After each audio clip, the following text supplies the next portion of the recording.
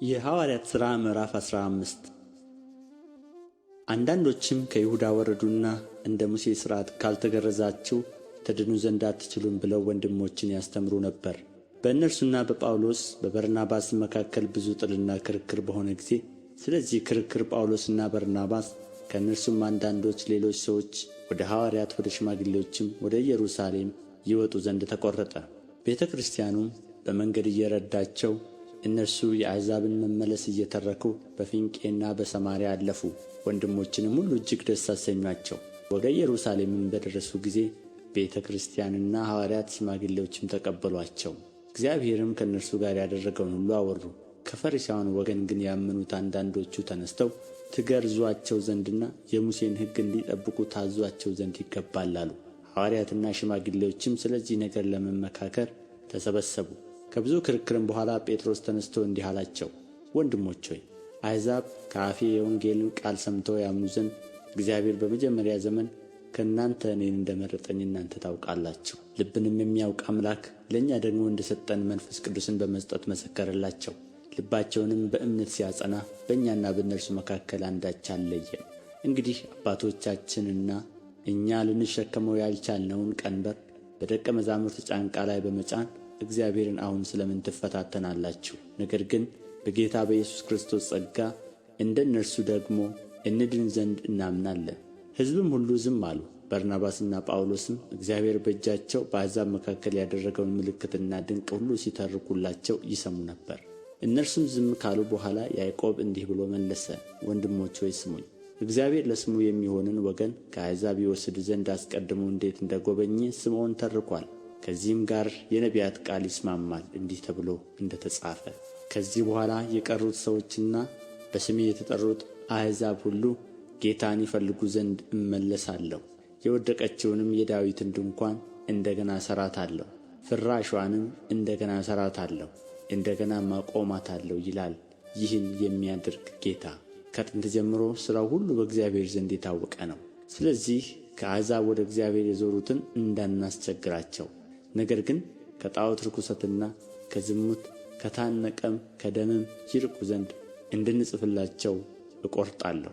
ሙሴ እስከ ቀደሙት ትውልድ ጀምሮ በሰንበት በምኵራቦቹ ሲያነቡ በየከተማው እርሱን የሚሰብኩ አሉት። ያን ጊዜ ሐዋርያትና ሽማግሌዎች ከቤተ ክርስቲያኑ ሁሉ ጋር ከእነርሱ የተመረጡትን ሰዎች ከጳውሎስና ከበርናባስ ጋር ወደ አንጾኪያ ይልኩ ዘንድ ፈቀዱ። እነርሱም በወንድሞች መካከል ዋናዎች ሆነው በርስያን የተባለው ይሁዳና ሲላስ ነበሩ። እንዲህም ጽፈው በእነርሱ እጅ ላኩ። ሐዋርያትና ሽማግሌዎች ወንድሞችም በአንጾኪያና በሶርያ በኪልቅያም ለሚኖሩ ከአሕዛብ ወገን ለሆኑ ወንድሞች ሰላምታ ያቀርባሉ። ያላዘዝናቸው ሰዎች ከእኛ ወጥተው ትገረዙ ዘንድና ሕግን ትጠብቁ ዘንድ ይገባችኋል ብለው ልባችሁን እያወኩ በቃል እንዳናወጡአችሁ ስለ ሰማን ስለ ጌታችን ስለ ኢየሱስ ክርስቶስ ስም ነፍሳቸውን ከሰጡት ከምንወዳቸው ከበርናባስና ከጳውሎስ ጋር የተመረጡትን ሰዎች ወደ እናንተ እንልክ ዘንድ በአንድ ልብ ሆነን ፈቀድን። ራሳቸውም ደግሞ በቃላቸው ያንኑ ይነግሯችሁ ዘንድ ይሁዳንና ሲላስን ልከናል። ለጣዖት ከተሠዋ ከደምም ከታነቀም ከዝሙትም ትርቁ ዘንድ ከዚህ ከሚያስፈልገው በቀር ሌላ ሸክም እንዳንጭንባችሁ እኛና መንፈስ ቅዱስ ፈቅደናልና። ከዚህም ሁሉ ራሳችሁን ብትጠብቁ በመልካም ትኖራላችሁ፣ ጤና ይስጣችሁ። እነርሱም ተሰናብተው ወደ አንጾኪያ ወረዱ። ሕዝቡንም ሰብስበው ደብዳቤውን ሰጧቸው። ባነበቡትም ጊዜ ከምክሩ የተነሣ ደስ አላቸው። ይሁዳና ሲላስም ደግሞ ነቢያት ነበሩና ወንድሞችን በብዙ ቃል መክረው አጸኑአቸው።